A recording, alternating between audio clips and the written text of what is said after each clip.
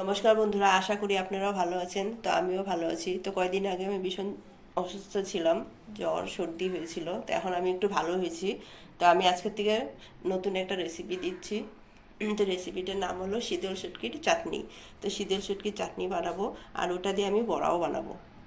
তো আমি অল্প লবণ দিয়ে অল্প ঠান্ডা জল দিয়ে আমি 5 মিনিটের মতন ভিজিয়ে রাখবো। 5 মিনিট আমি ভিজিয়ে রেখেছিলাম মাছটা, এখন আমি ভালো করে ধুয়ে নেব। তো বন্ধুরা, শীতল মাছটা আমি ভালো করে ধুয়ে নিয়েছি। তা আমি এখন মশলা করে নেব।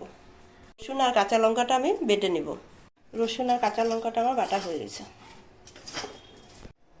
কড়াইটা গরম হয়ে গেছে। শুকনো মাছটা বানানোর জন্য আমি তেল দিয়ে দিব, সরষের তেল।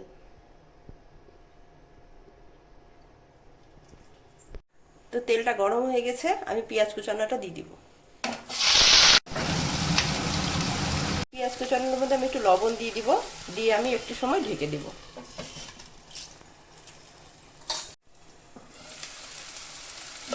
পেঁয়াজটা একটু লবণ দিয়ে ঢেকে দিয়েছিলাম নরম নরম হওয়ার জন্য।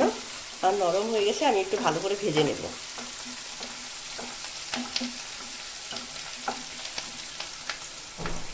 পেঁয়াজটা আমি একটু ভাজা হয়ে গেছে, তো আমি টমেটো দিয়ে দিব। টমেটোটা দিয়ে আমি একটু ভেজে নেব।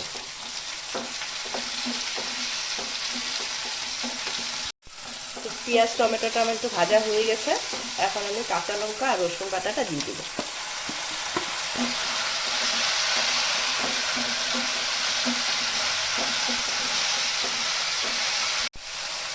স্বাদ মতন লবণ, পরিমাণ মতন হলুদ, শুকনো লঙ্কার গুঁড়া অল্প।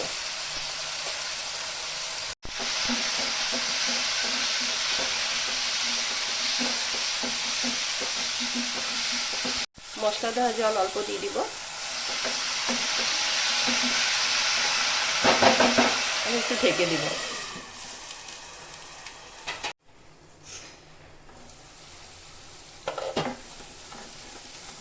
বন্ধুরা, মশলাটা আমার খুব ভালো করে ভাজা হয়ে গেছে।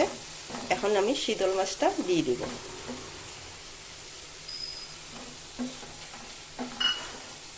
শীতল মাছটা আগে দেয়নি কেন, তিতা হয়ে যায়। শীতল মাছটা যখন মশলাটা খুব ভালো ভাজা হয় তখনই শীতল মাছটা দিতে লাগে।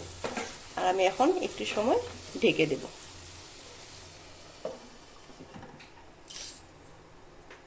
তো 2 মিনিটের মতন আমি ঢেকে দিয়েছিলাম, আমি এখন খুলে দেব। তো শীতল মাছ মশলা সব একসাথে খুব সুন্দর মিশে গেছে। আমি একটু সময় ভেজে নামিয়ে দেব। তো বন্ধুরা, আমার শীতল মাছের চাটনিটা হয়ে গেছে, আমি এখন নামিয়ে দিব। তো বন্ধুরা, আমি বলছিলাম না বড়া বানাবো, দেখাবো। তো আমি এখন বড়াটা বানাবো। বন্ধুরা দেখুন, শীতল মাছের চাটনিটা কি সুন্দর হয়েছে। আপনারা এরকম বানিয়ে গরম ভাতের সাথে খাবেন, ভীষণ ভালো লাগে। সর্দি জ্বর সব চলে যাবে। তো বন্ধুরা, শীতল মাছের চাটনি দিয়ে না আমি বড়াটা কীরকমভাবে বানাবো তো আপনাদেরকে বলছি। তো আমি চাল কুমড়া পাতা নিয়েছি আর চালের গুঁড়া নিয়েছি।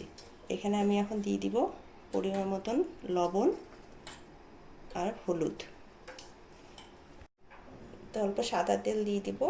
তো বড়াটা খুব মচমচা হবে।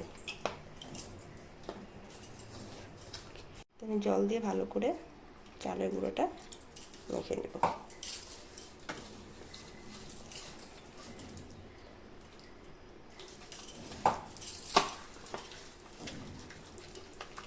তো বন্ধুরা, আমার ব্যাটারটা বানানো হয়ে গেছে। আমি এখন বড়া কটা ভেজে নেব। বড়াটা ভাজার জন্য কড়াই বসিয়ে দিব। তো কড়াইতে সাদা তেল দিয়ে দিব।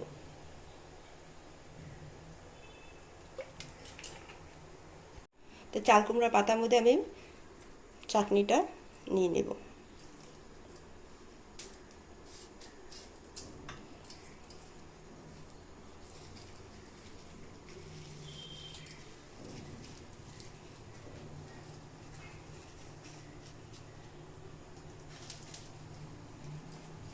এভাবে আমি চাটনিটা চাল কুমড়ো পাতার মধ্যে সব কটার মধ্যে আমি এভাবে ভরে নেব।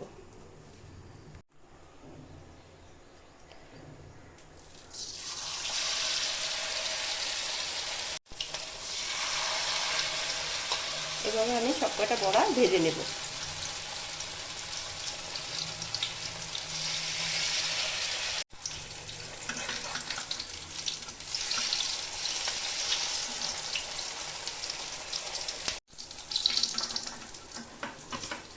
তো বড়াগুলো আমার ভাজা হয়ে গেছে, আমি এখন নামিয়ে দেবো।